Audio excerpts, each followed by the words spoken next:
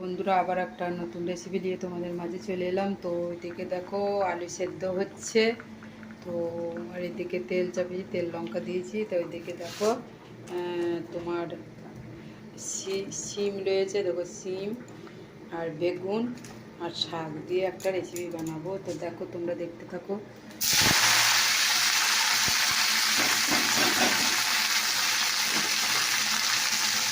তোমরা দেখতে থাকো বানাচ্ছি।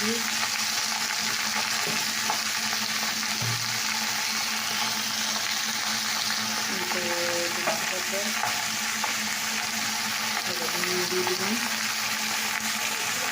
একটু সামনে দিলাম, হলুদ দিয়ে দিলাম, একটু নাড়াচাড়া করতে হবে।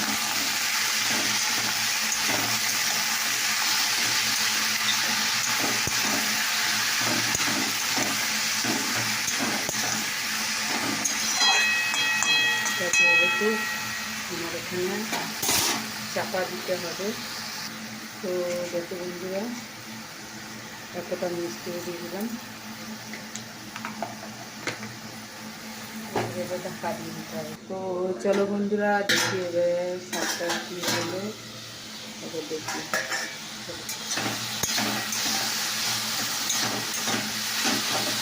বন্ধুরা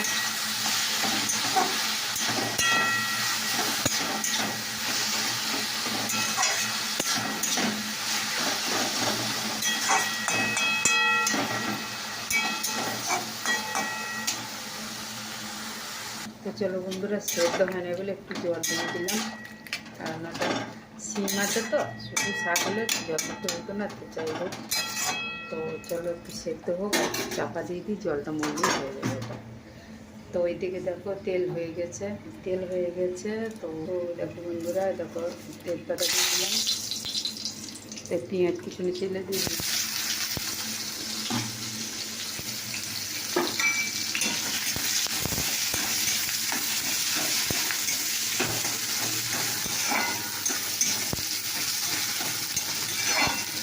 তারপরে তো দেখি বন্ধুরা ঘি আর একটু চালু ফুটে হয়েছে, সেগুলো আছে প্রথম ভাজা এনে দেবো জিরে গুঁড়ো, এটা জিরে গুঁড়ো, এটা ধনে গুঁড়ো, এটা লঙ্কা গুঁড়ো, এটা হলুদ, এটা নুন, এটা আদা রসুন পেঁয়াজ কষা আছে, বুঝেছো?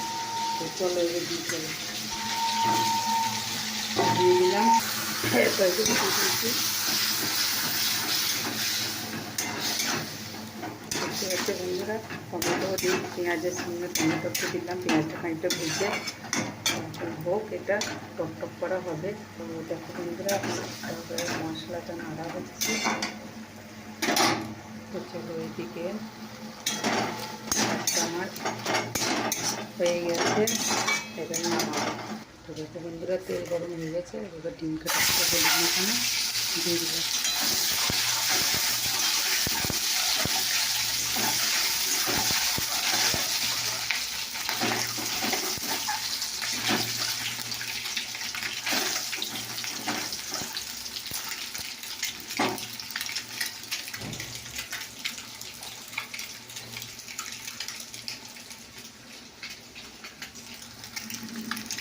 তো দেখো বন্ধুরা ডিমটা ভাজা হয়ে গেছে। তো এবারে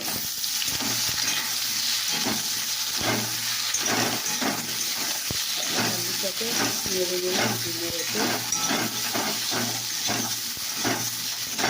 দেখতে পাচ্ছি। তো এদিকে অফ করলাম, এবারে মশলা জিরাটা কষাটা দিয়েছি,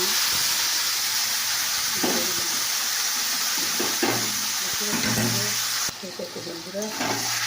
সেটাকে আলু কিনবে কেটে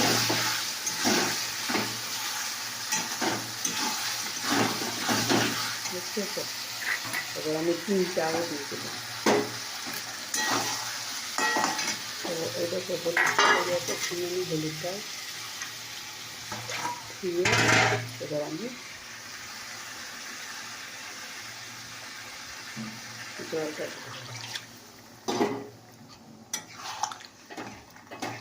বাস আমার রেসিপি বানানো হয়ে গেলে একটু ফুললি নামিয়ে দেবো।